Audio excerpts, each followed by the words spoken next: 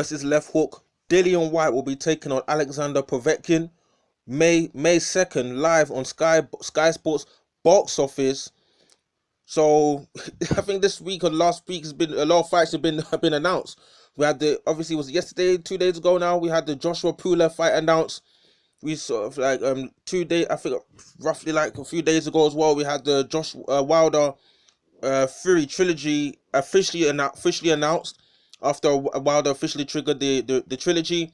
Now we've got Whyte versus Povetkin, and then we're still waiting on Usyk versus Derek Chisora to be announced. But on Whyte versus Povetkin, this is a very good fight, you know. Left hook versus left hook. Dillian Whyte, devastating left hook. He knocked out Lucas Brown with a big left hook, dropped Parker with a big left hook, knocked out Chisora with a big left hook. Obviously, most British fans will remember Povetkin's devastating left hook knockout on David Price. And Povetkin's only ever lost to Anthony Joshua and Vladimir Klitschko. And Dillian Whyte's obviously his loss was to AJ as well.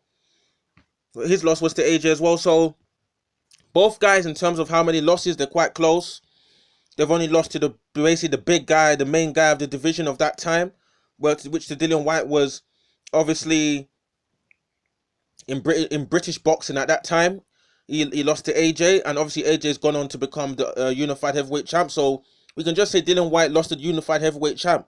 Obviously Joshua wasn't unified heavyweight champ at that time, but you could see how Dillian Whyte showed promise because how well he performed against AJ, even though he wasn't the champ at that time. But you've gone and seen what AJ's gone on to do, and you have to give respect for the performance Dillian Whyte showed against that guy of what we see in AJ today. And Povetkin, his loss to Klitschko, I believe that fight against Klitschko, I don't think the ref that fight very well. Klitschko was doing his overholding, leaning on Povetkin. Nonsense refereeing. I don't know what that kind of refereeing was because Klitschko just got away with nonsense there. Povetkin caused AJ a lot of problems. That left hook, that slipping AJ shots, bloodied AJ's nose, gave a little nosebleed there. But then AJ eventually got to him because I think Povetkin started to tire. Because Povetkin showed a little bit of that in a few of his fights, where like round 5 he starts to gas, he starts taking a lot of air. He showed a lot of stamina and a lot of endurance against his recent draw with Michael Hunter, which was a very good performance from Alexander Povetkin because Hunter came out the gates, cracked him with a solid right hand in the very first round. Took him a little bit of time, but Povetkin started to take control of the fight gradually, and he ended up going through as a draw, which some people say they believe Povetkin won. Some people believe Michael Hunter won that fight. But for Povetkin, as a 40 years old, is he 40 now? Is he 41? That guy showed very good stamina and very good durability against a young Michael Hunter moving up from through cruiserweight division with all his pace. So, based off that, I don't know if Dillian Whyte can really, count on Povetkin's age, because Povetkin looked good against a young Michael Hunter. And the only thing I say Dillian Whyte can cause Povetkin trouble with, obviously, the left hook, which is going to be interesting because Whyte's going to try for his left hook. Povetkin's going to be looking for counter left hook. It's going to be quite interesting who can land that left hook in terms of the counters and all that.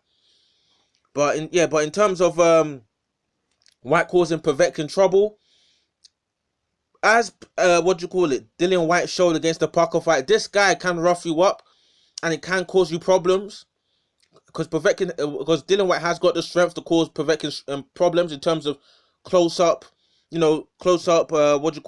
inside fighting. Because if you saw Dillian Whyte's performance against Chisora on the inside, Dillian Whyte knows how to find the inside. He knows how to bring that smoke on the inside, because with Chisora especially in their first fight, they did a lot of inside fighting. So if it ends up going there, it's going to be quite interesting to see what Povetkin does, because Povetkin can also find the inside as well. He's got that stature. I think he's 6'2", 6'3", 6'2" a bit.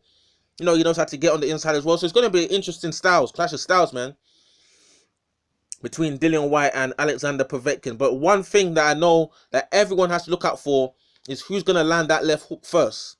And how is Dillian Whyte or Povetkin going to respond? So let's really go and see what Dillian Whyte actually said and what Povetkin actually said in the obviously Sky Sports article here.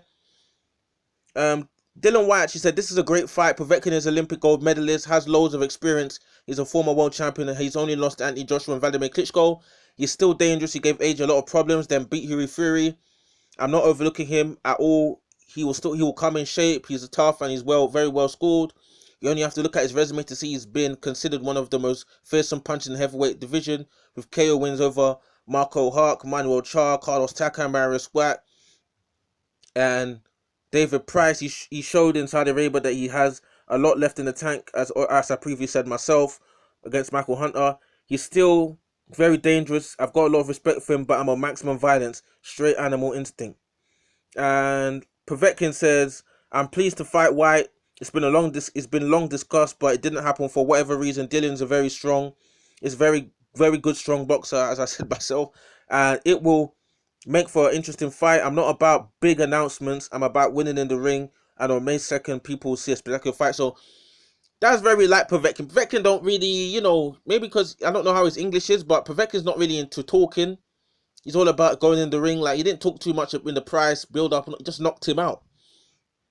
He didn't talk too much in the AJ fight. He showed up, did what he could do, ended up getting knocked out, but he did what he could do. But one thing I have to look at is what Dillian Whyte said in terms of the KO wins Povetkin's had, because obviously he's KO'd Marco Hawk, he's KO'd Manuel Char, Carlos Takam that Chisora knocked out as well.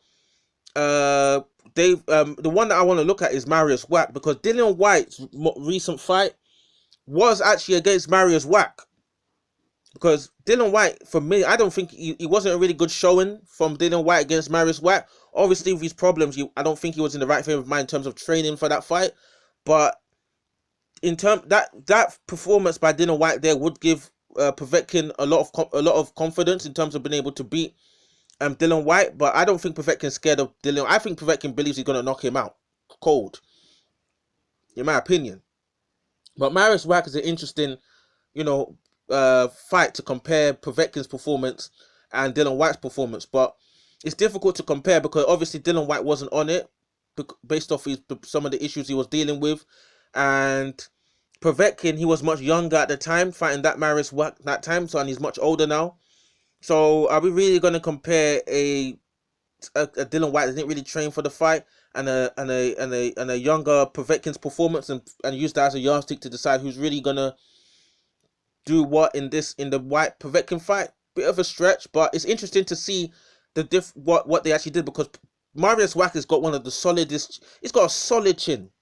The guy's chin is solid, and for Povetkin to knock him out, that just demonstrates how much power Povetkin's got. And Whyte landed his best shots on Marius Wack. Marius Wack is much older now, and Whyte landed his best left hook, and also with the weight as well, he still couldn't knock him out. I don't know, but it's so that just shows that is Povetkin's left hook actually stronger than Dillian Whyte's left hook, because if Povetkin's knocking out Marius Wack, and Dillian Whyte's not able to knock him out with his own like power shots. Some people would arguably say that Povetkin hits harder than Dillian Whyte. But when you look at Dillian Whyte's knockouts and the way knockouts on Lucas Brown, some people argue that Whyte's knockouts are harder than Povetkin. Whyte's power, he's got more power than Povetkin, but it depends on how you clip a fighter. It's difficult, but they both, Povetkin and Dillian Whyte, both have a track record of obviously landing their left hooks, and they become known for landing their left hook. So yeah, it's gonna be interesting to see what happens between Dillian Whyte and Povetkin, because I believe this is a dangerous fight for Dillian Whyte, because he's already in position to be WBC mandatory, and he's putting a lot of things on the line.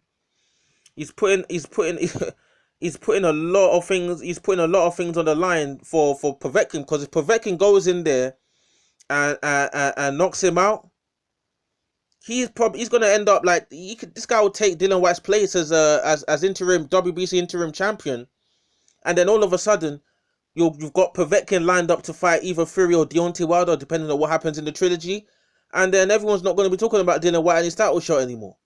This is how quick things move in boxing. So all this prediction stuff like Whyte's gonna fight Tyson Fury, or Wilder's gonna fight this, or just AJ's gonna fight, you just don't know what's gonna happen in boxing. Next thing you know, you've got Pulev beating AJ, Povetkin beating Whyte, and then you've got the whole landscape is totally changed again. You got Povetkin at his age back in the frame all over again. Pulev, who knows? This is heavyweight boxing, especially you can never predict. One shot changes everything. So Dillian Whyte putting his mandatory title shot, WBC interim title on the line against Alexander Povetkin just shows that Dillian Whyte ain't scared of taking big fights. Most people probably go fight, you know, some cream puffs, you know, the easy fight, just to get through, get a bit of money, you know, ride it through, get a bit of money and ride through into the mandatory shot. He's taking on Dillian Whyte, taking on dangerous guys, and if Whyte ends up knocking out Povetkin, this guy's resume is gonna be looking. He's gonna, for me, his resume is gonna be looking sharp. Lucas Brown on there, he's got Oscar Rivas on there, he's beat Parker, he's gonna have Povetkin, knockout win over Povetkin.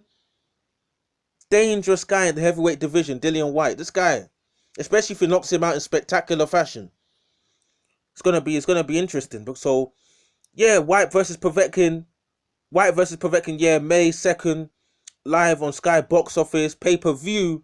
Drop your comments in the comment section below. What do you think about Dillian Whyte versus Alexander Povetkin? Who's going to win the battle of the left hooks? Drop your comments in the comment section below. Let me hear from you guys. Cool.